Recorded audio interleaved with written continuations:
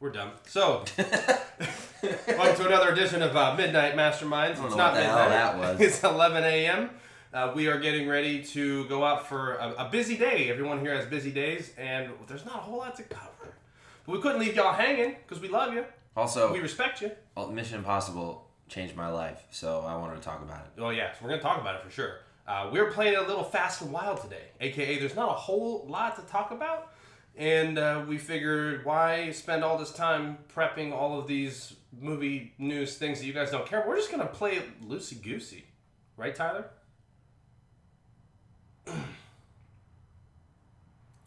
Right, Tyler? Yeah. Wow, this is going great. So, for our classic movie segment, we both... Sorry. I was about to say we both marathoned a bunch of Mission Impossible movies.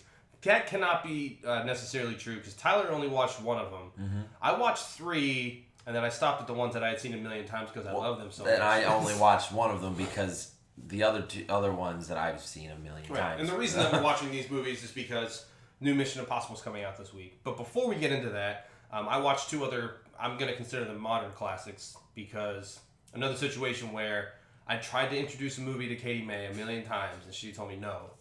And the reason I only want to bring it up is I feel like these movies are still, to this day, super underappreciated because the concept is so stupid. You cannot possibly think that it's good.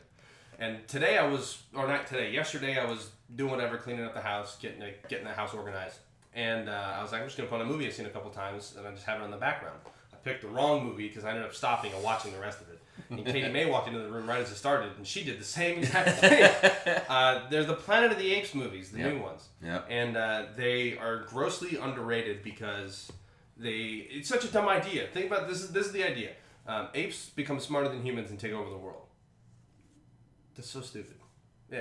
Oh, if you ever hear a little... It's not a cat, 2 guinea pigs, and we're in the guinea pig room today. And they're hanging out with us. We have a visitor. Her name is Shannon. There, I did what she asked me to do. Say her name on the podcast. Shannon. So, we got visitors, so we're giving them a room of the apartment. So we're in a different room. But anyway, I'd say because the concept of these movies is truly ridiculous, people don't tune in. But I've been a fan of these movies since they came out. Like every single one, I was very excited to see the next one because they're so expertly done. I feel like someone dared the filmmakers to say, hey, make the dumbest movie idea that you can think of, but make it better than anyone else has made a movie. And they went, okay, hold my beer. And they did.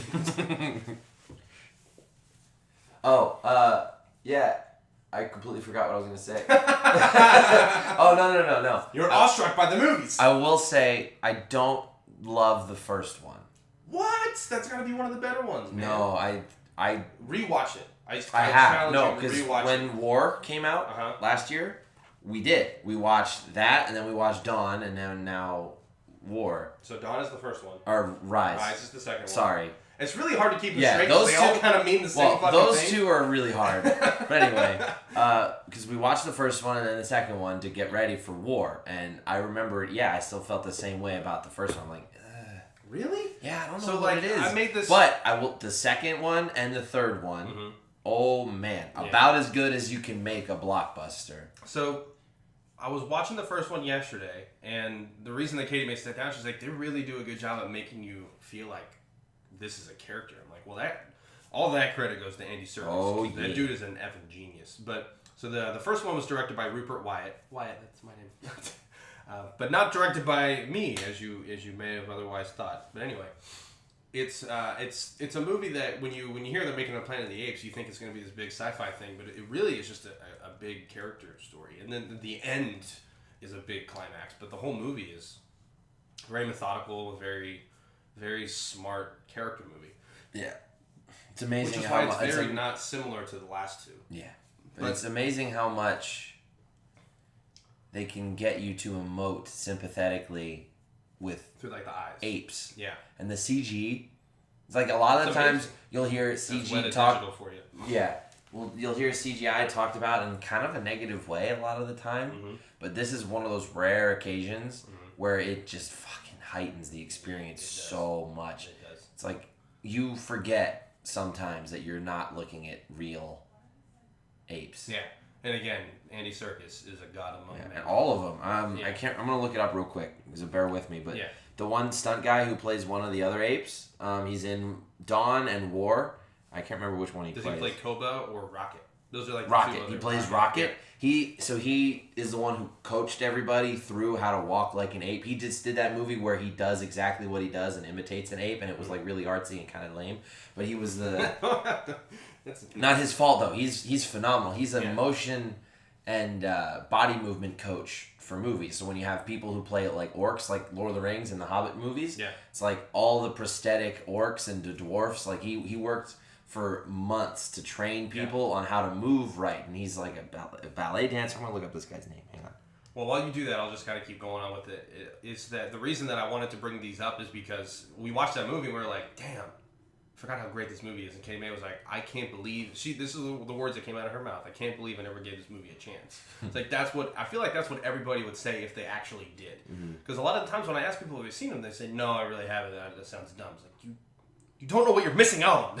But it's the thing I wanted to say about it most of all is that it really is in my opinion, one of the best trilogies that exists. And not on an individual movie basis. If you're going to pluck one of these movies out, yes, it's an amazing movie. But if we're looking at something that's just a trilogy, like the Dark Knight trilogy and this trilogy, this is honestly like just as good as if not better as a 3-story arc. Because you truly see Caesar from the day he was born until the day he dies. Yep. That's amazing. Spoilers for War of the Planet of the Apes. I pay that.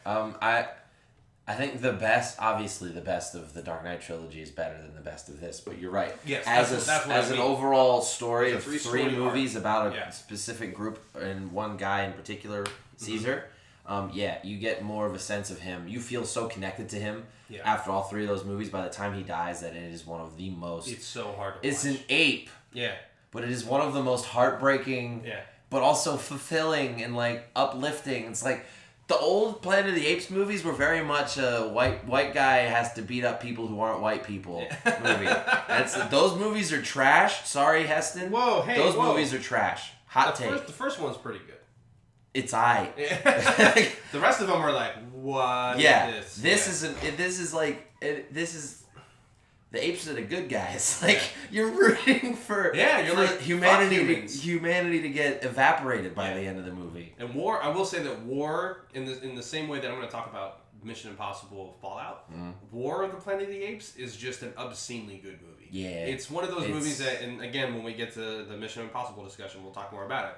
But War for the Planet of the Apes, or War of the whatever, like War of or for, it doesn't matter. It's 4, I think. For the Planet of the Apes is a movie that stands aside from even though it is part of this like phenomenal, probably the best trilogy I've seen, stands apart from the other 2 movies as just an exceptionally great movie.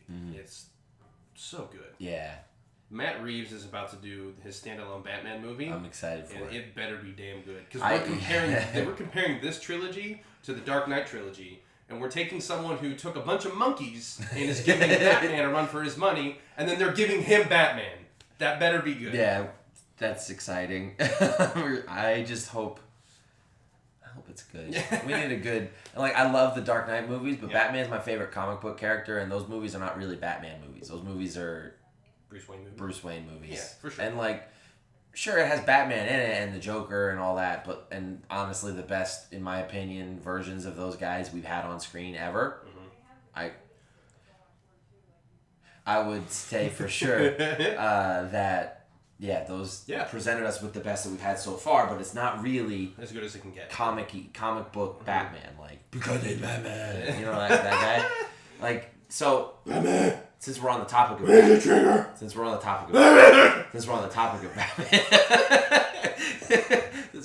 of Batman, Where are the other drugs going? As garbage fire a movie as the Justice League was, Yes, bad. real bad. Hurt my whole body. Bad movie. I was so pleasantly surprised with the handling of Batman in the first 10 minutes of that movie. Because it opens up on Batman, does it open up on the Themyscira bullshit with I Steppenwolf? don't remember. I only saw it once and I don't care about it. Or in the first 25 minutes of the movie, there's about 10 minutes where Batman is in Gotham being Batman. Now it's like CGI DCEU Batman. fucking awful. Oh, that's part of the news, by the way. They gave it an official name. Yeah, the Batman. No, I'm talking about the DCEU. Oh, yeah. Was never the official name. Yep. Like the MCU is officially what Marvel calls their Yep. universe, but the new DC universe is called Worlds of DC. Yep. I think DCEU is better. I think so too, but at the same time, the Worlds of DC allows them to not just go full Marvel and have one story that movies fill into. Now they can do their, what is it? It's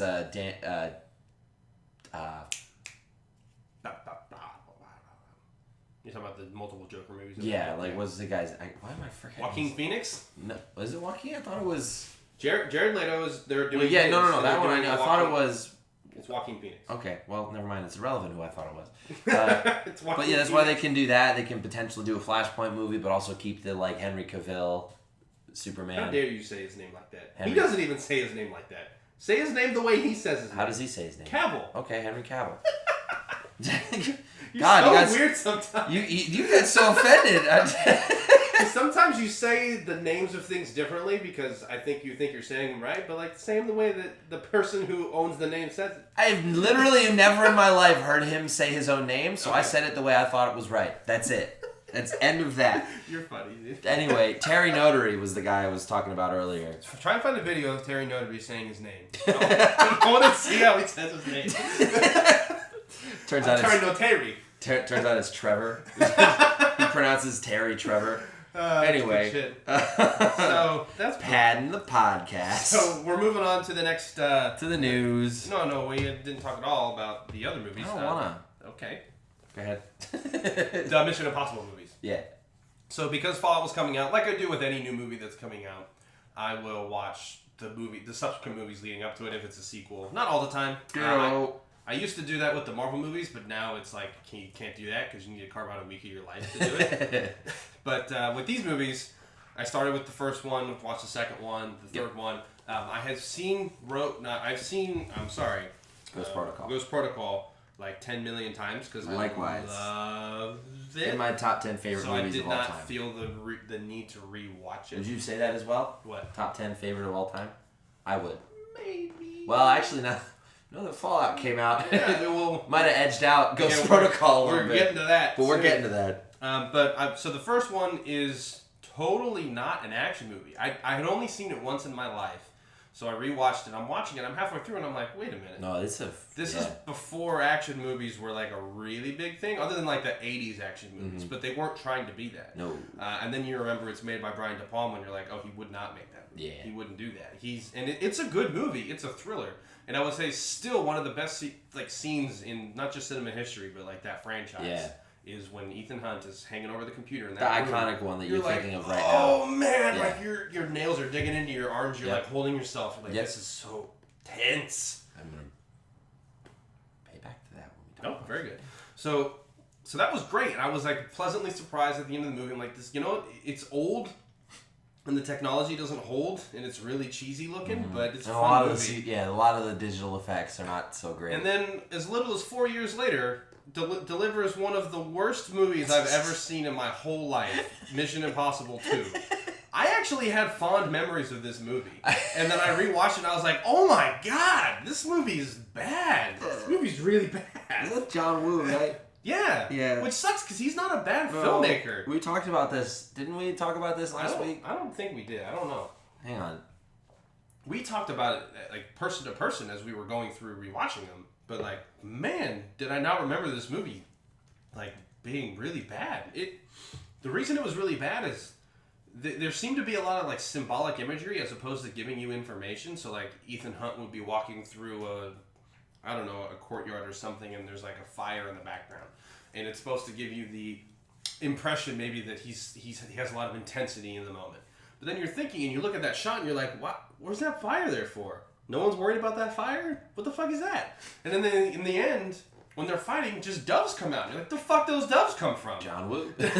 Doves aren't just waiting to come out when Tom Cruise needs to have a fight scene. John Woo. But I will say that if I can pluck one scene out of that movie that is fucking exceptional, it's that ending fight between the big bad. I don't really have his name up, but I feel bad. I don't know. He's played by... never mind. I forget. His name is Sean Ambrose. Yep. Dougray Scott. Dougray Scott. That one I know is right. Yeah. So you've heard him say his name, I guess. Yep. But that ending fight scene, I do know a little bit about it. In that they did not use a prop knife or stunt doubles or anything. So when they're fighting on that beach, Tom Cruise legitimately kicked him in the jaw and he hit the ground. So at the very end of that shot, you can see Tom Cruise has a look on his face like, oh God, because he legit kicked this guy in the face. And he told him to, he's like, kick me. And Tom Cruise is like, bro, I'm fucking Tom Cruise. Do you want me to do that? And he's like, yeah. I want you to remember that I am Tom Cruise. Like, all right, do it. I'm Dougray Scott. He kicked him in the jaw, and when you watch it, you were like, wow, that's a good stunt. No, man, that's legit. That dude was like almost knocked out. And there's also an equally tense moment, maybe not as good, but an equally tense moment in this movie as it is in the first one, when he's holding the knife to Tom Cruise's eye.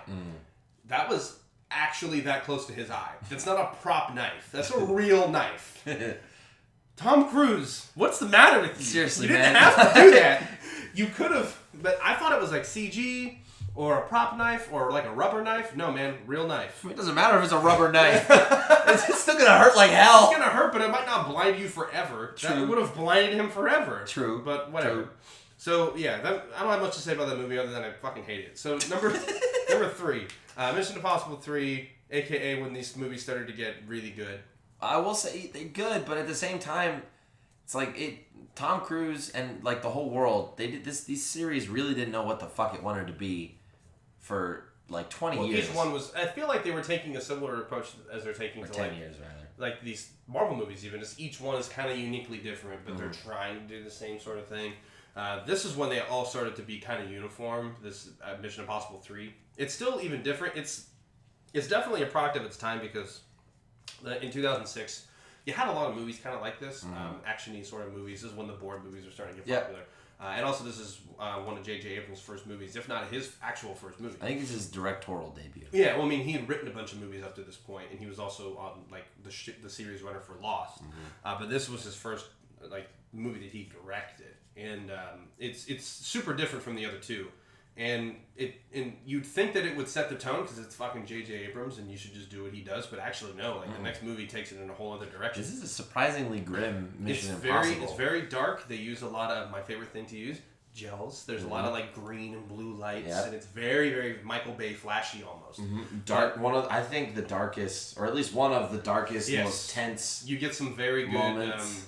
dark moments, and Philip Seymour Hoffman still is the best villain Haunting ever. Like haunting.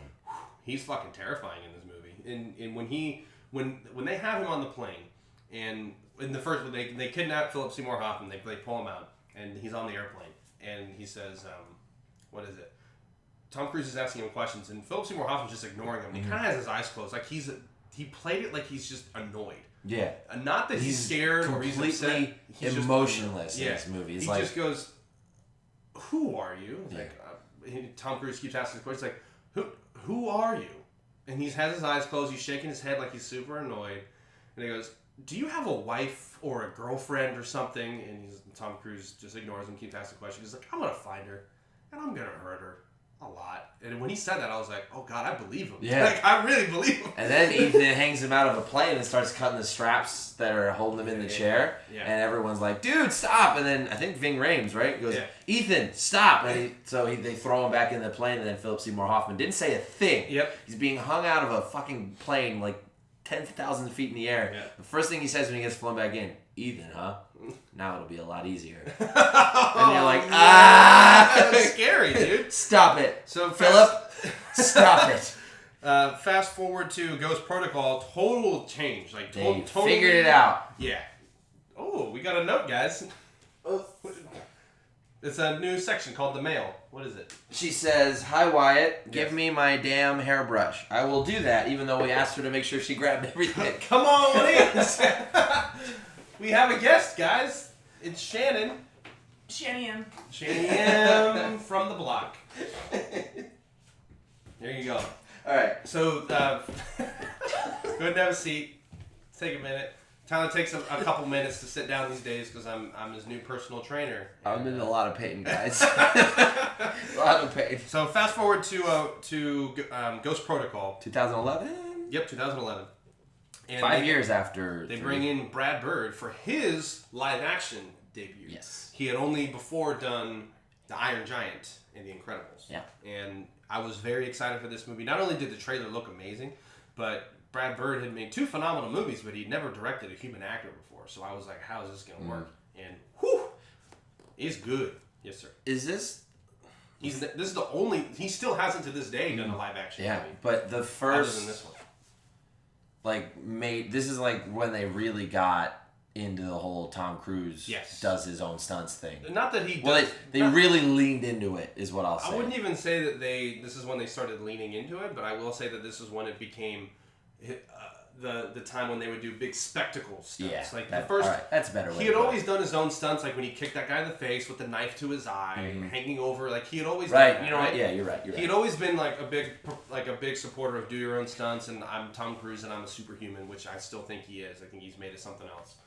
But he's not human. Yeah, but this is when they started to say this is when they started really publicizing that we're gonna do big spectacle stunts, and that's when he legitimately, on his own, hung out of the tallest building in the entire world.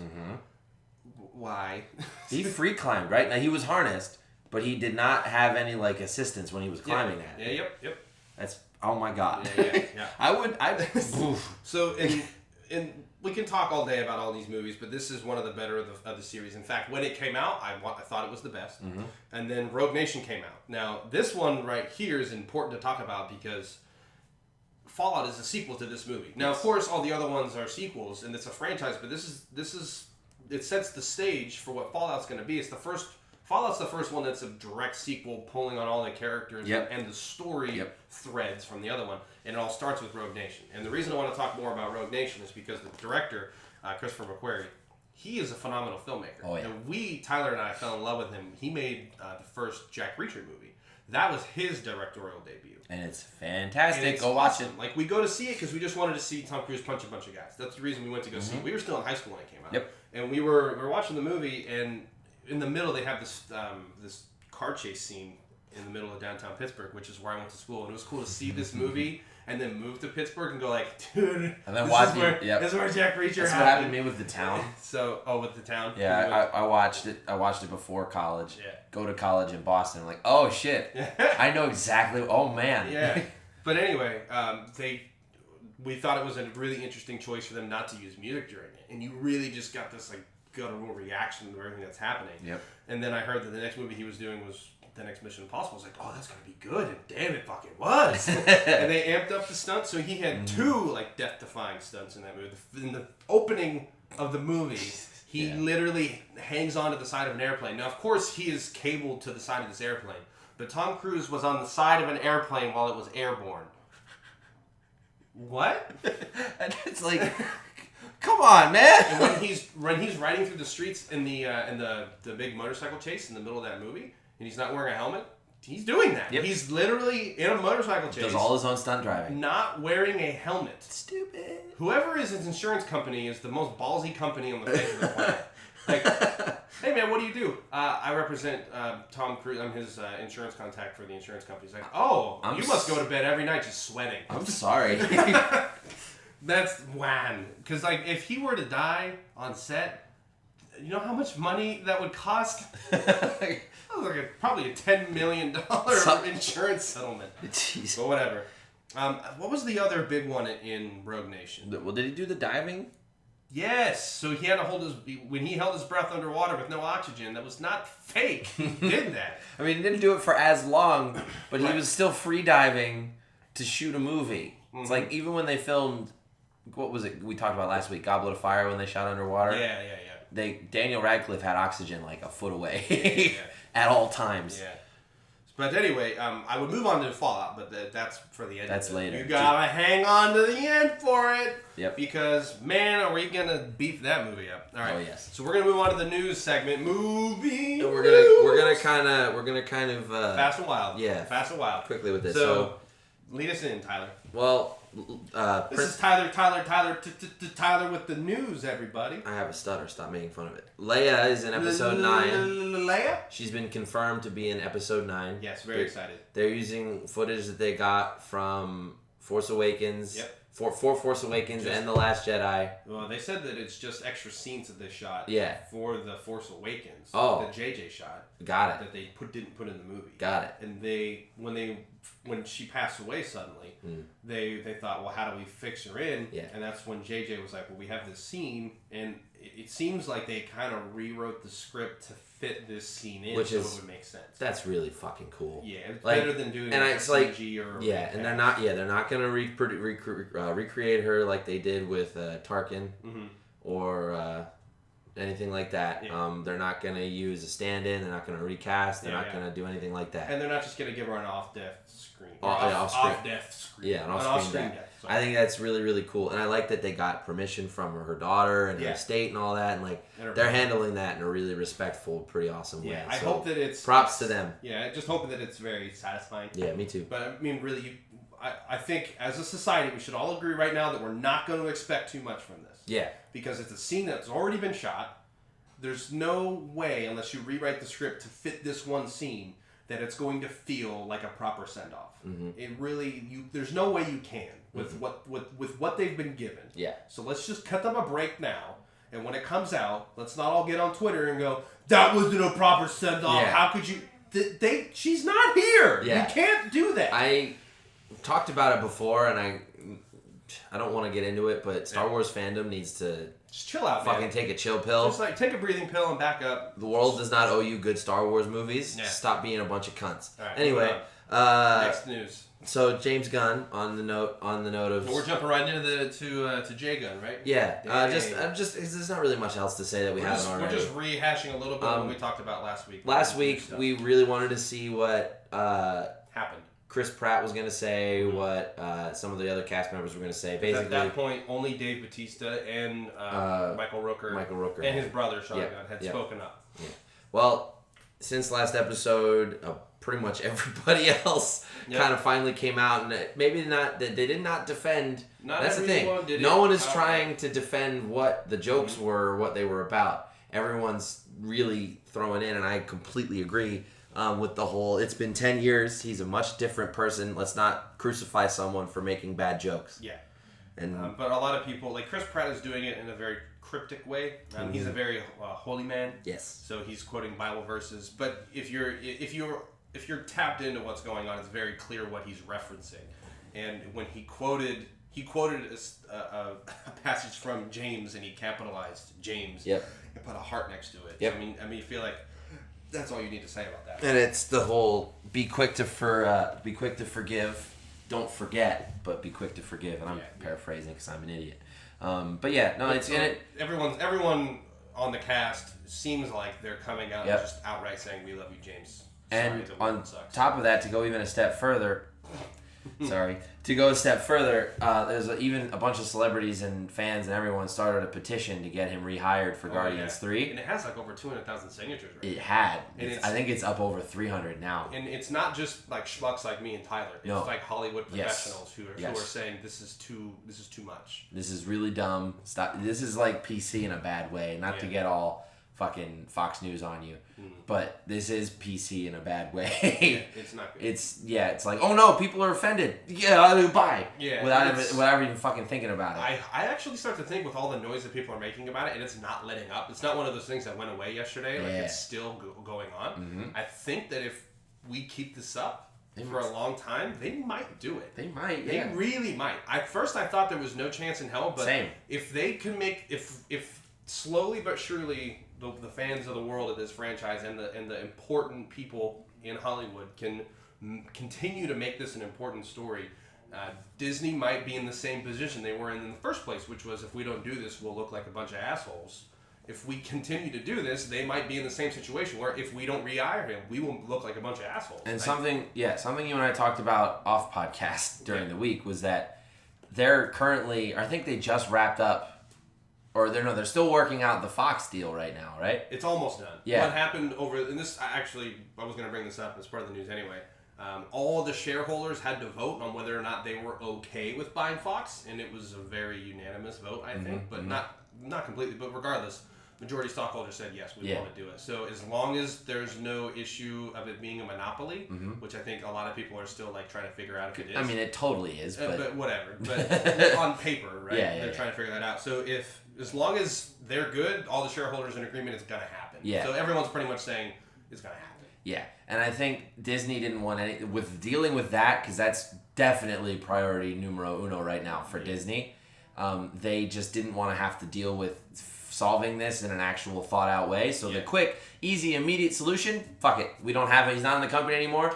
It's his fault. Yell at him for a couple days. Yeah. And now I genuinely think they might talk about it once this Fox deal is done. Yeah. Because I can totally see them not wanting anything else outside, being like, well, we were going to let you buy us, but now because of this James Gunn shit and you not firing him, that's a little weird. Let's talk about it. And they're like, no, fuck it. We're going to buy you guys. And then once we own you, hey, James, sorry. So one thing we didn't really talk about that I think is important is they were really quick to do it, and I don't think they thought things through because there's one thing that they have in their pocket that I don't think they thought about at all when this happened, and his name is Robert Downey Jr. Yeah. This motherfucker went to jail. Yeah. Jail. Yeah. And they're still doing Pirates movies with fucking Johnny Depp, the wife beater. Like, and they... That's what blows my mind about it. As people have had time to think about it, they were like, oh yeah, firing James Gunn made political sense, blah, blah, blah. And then after a week, everybody's like, wait a minute. Robert Downey Jr. is the biggest star on the planet, and he works for Disney. What the fuck is that all about? Yeah, it's...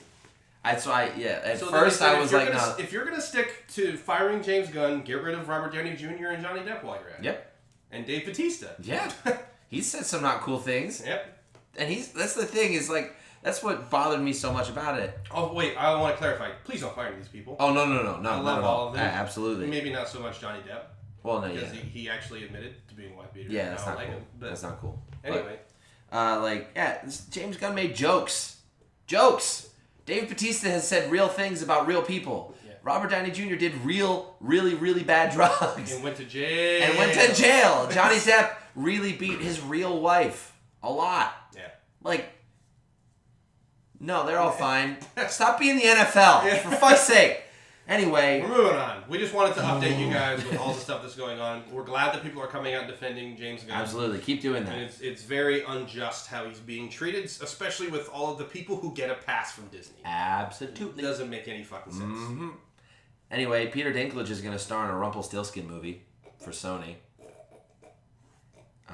Ryan Reynolds is going to produce a movie called Stoned Alone. What? Tentatively, it's called Stoned Alone. What's it about? It's a reimagining of Home Alone, where a 20-something guy misses the plane for a ski trip with his family, so he's left at home alone, and he gets high, and he gets paranoid that people are trying to break into his house. What else do we got? I want to be in that movie. Think I could try out for it? Go for it. I'll do it. Oh, Won't You Be My Neighbor is fast approaching $20 million grossed, which is like the threshold for when you get to like bonkers amount of money for documentaries. Yeah. And a lot of people are talking about how cool it is that docs are getting much more of a fucking chance now in the box office. And it's like, there's a boom lately, when you really think about it. There's a lot of docudramas that come out in blockbuster season. And they do well. The historiography of movies is always interesting because like think about the world that we're in right now where people want to know more about what's going on in the world now more than ever. And it's crazy that when that happens, we get a boom in documentaries. I also That's just how the world works. And I think, like, historiography speaking, part of why I think this movie is doing so well is because people want to be able to trust men. I think Mr. Rogers is such an important... Won't You Be My Neighbor is such an important documentary. I saw it the other day. I was way behind the curve on this movie, so I'm not going to sit here and do a review. That's the thing is I still haven't seen it. I just haven't had the time. Yeah, but I want to. I'm way behind the curve on it, so I'm not going to spend a lot of time talking about it because I can't say anything that hasn't been said a million times already. But it's an important movie. I think everybody who's like 8 years old and older has to be required to see this movie because it just teaches you so much about like what's possible, which is good human nature. And that's the thing, is like, and it made me really sad when I first saw the trailer. I was terrified that I was about to learn something Like horrible about Mr. Rogers. But that's no. And I was so relieved when the trailer ended, and I only felt good. Yeah. Like, because it's true. It's like you think everybody in Hollywood, we have to settle for like. That's why, like, to tie it in, because we're never going to be done talking about this. Yeah. James Gunn, in his heart, is a good person. He said some stupid shit. Of course, everybody does, but he's a good person. Yeah. And we need to accept that people can be fucked up, but at their core, if they're good, we should promote that. Yeah. Mr. Rogers is about as shining a beacon as you can get of someone who was super successful, did exactly what he loved, made it for really entertaining television in Hollywood. And all this, and no scandals happened ever. Never. Nobody had to settle and be like, oh, he may have did this once, but like, he's a good guy. No, exactly. He's just pure of heart. So we should hold Hollywood and our stardom to a higher standard, absolutely. And like, this could be a rant that I could go on for 40 minutes, so I'm gonna do my best to hold it short. But like, I'm gonna give you 30 seconds. So when we think about the most famous people in the world right now, and that's like Kim Kardashian and Kanye West, and then like, really, what have they done for the world?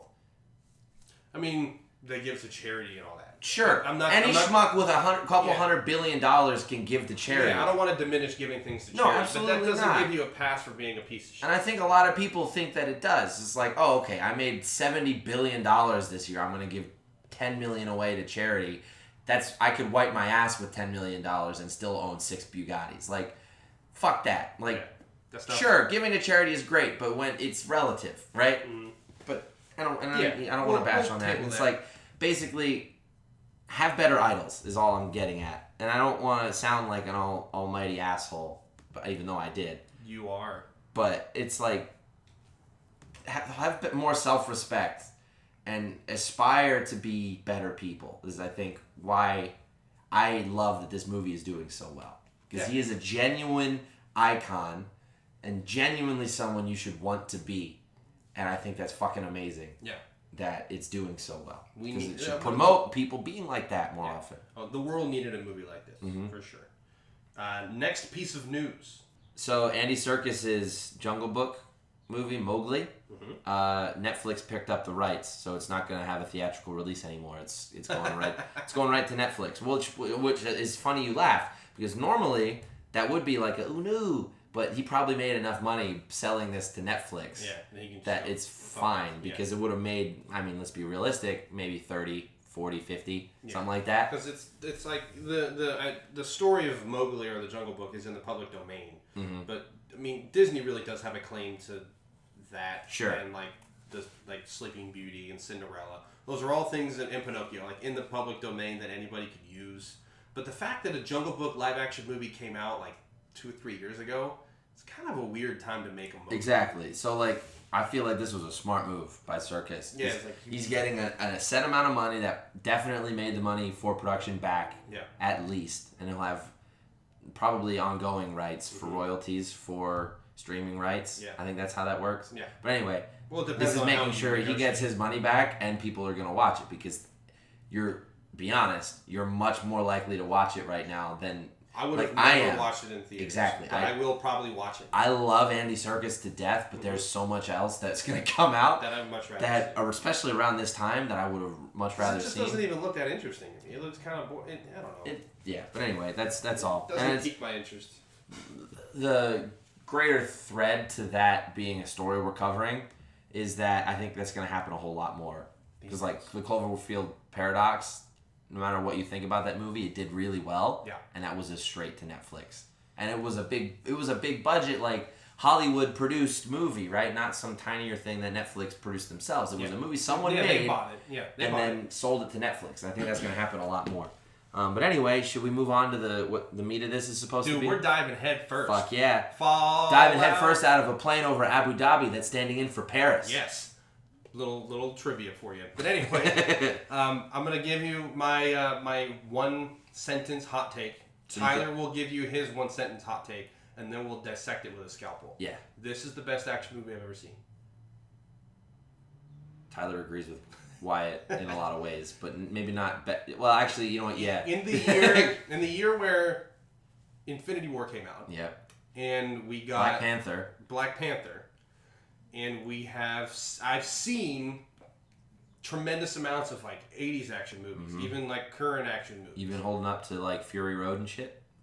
Yeah. I will stand behind this movie till the day I die, and it's kind of sad to hear some of the people that I usually rely on for reviews saying that, yeah, it's a good entry to the franchise, and it's a great addition, and it did really well. I'm like, you're not hyped enough. I know.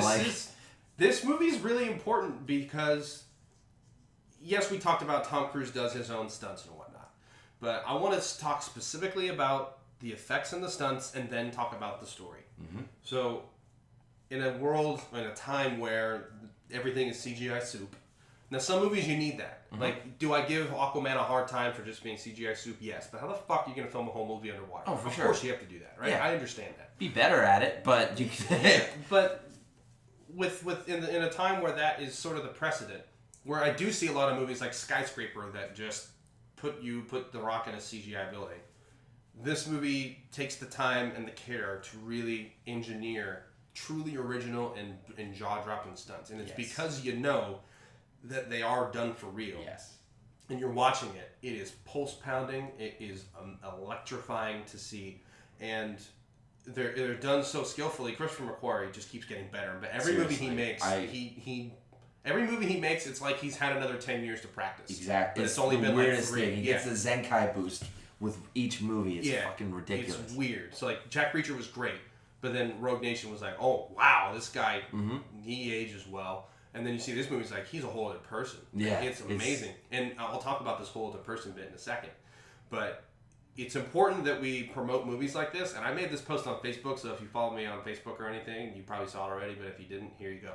I think everybody in the whole world should buy a ticket to see this movie. I agree. If you don't have the time or even the care to see it, don't see it. Give a ticket to a friend, throw it in the garbage for all I care. Thanks, buy a ticket. It's called voting with your dollars. And the reason I say it's important is because if we put this movie on a pedestal and we say this is what we expect, Hollywood will go, okay, well, what did they do? Every time a movie makes a buttload of money, Hollywood looks at it and goes, do what they did. And like sometimes it goes the wrong way. Like when Deadpool came out, everyone was like, oh, we got to make our superhero movies rated R. It's like, that's not the lesson. The lesson is that you got to make your movies true to the character. Mm-hmm. The lesson that I really hope people take away from this movie is that, like, put care into making people believe what they're seeing, but also mix it in with some truly tremendous storytelling. Mm-hmm. Like, the cinematography in this movie is incredible. I feel like the whole movie was filmed on an IMAX camera. I saw it on a normal-ass screen, and I'm really sorry I did. Yeah. Because you could tell that the scope of this, they filmed it with just, like, out-of-this-world cameras, and they're filmed on IMAX cameras. So when you're watching it, you're like, oh my god, this is a normal screen. I just watched Unfriended on this screen last week, and I'm like blown away by what I'm seeing right now, just from the visuals. And I'm gonna let Tyler talk about the box office stuff while I round all this together. Go ahead. So,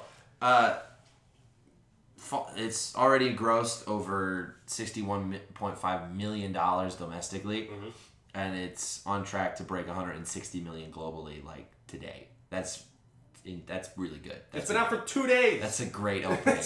Wow. And fuck yeah, because more people need to see more movies, or we need more movies to be like this. You know what's great? What? When we saw Jack Reacher, we thought the same goddamn thing. Yes, we did. Fuck! I'm having so much deja vu right now. Anyway. Christopher McQuarrie is just what we need when it comes. I'm glad that I'm going to put him up there with Christopher Nolan now when it comes to action. Interesting movies. You say that. Yeah, when it comes to action movies, because Nolan has the exact same approach. Like, he'd much rather just do it for real and enhance it with CGI. Now, there's some things you can't do with CGI. You can't throw Tom Cruise out of a helicopter. You can't do that because he would die. Yeah. But there's some things you have to do with CGI. But it's used so sparingly that when they do use their effects budget on CGI, they can blow it out. Like, if their effects budget is $10 million and they're only doing 3 shots, each one could be like a $3.3 million CGI shot, so it looks fucking good. It's like garlic. It's like you use exactly the amount you need, and there's no better spice, seasoning, whatever you want to call it. But if you overdo it, your dish is going to be disgusting, and no one's going to want to eat it.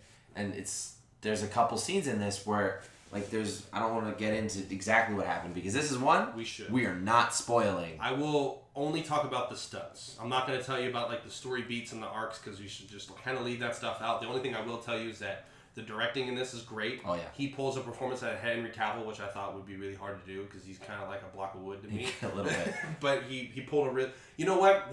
He was... I bet you the producer was like, here, I got you Tom Cruise, Vig Rhames, Simon Pegg, and a block of wood. And he was like, all right, well, I'm going to have to write a character that's kind of like a block of wood then. And he did, and it worked really well. That's the best, is they write Henry almost said it again. You motherfucker! Henry Cavill's like personality quirks into this guy, but also made him scary. Yeah. They used him exactly as he should probably be used forever. Yeah, because in the trailer, like, you see him, he's an intimidating motherfucker, and that is a through line for the whole movie. When he does that thing where he like flares his arms out and he approaches the guy they're beating up in a bathroom. You poop a little bit. I definitely did. Yeah. Well, you know what's funny? I won't ruin that scene, but the actor who they were fighting in that scene is amazing. Oh my god, dude, he's nuts. I am such just a whore for really well choreographed martial artsy but realistic fight scenes, and that's exactly what this was. So that fight scene in the bathroom that's in the trailer, you only see like a couple seconds of it. It's not just like a 2-punch thing and it's over. Dude, that's the best fight scene I've seen probably ever.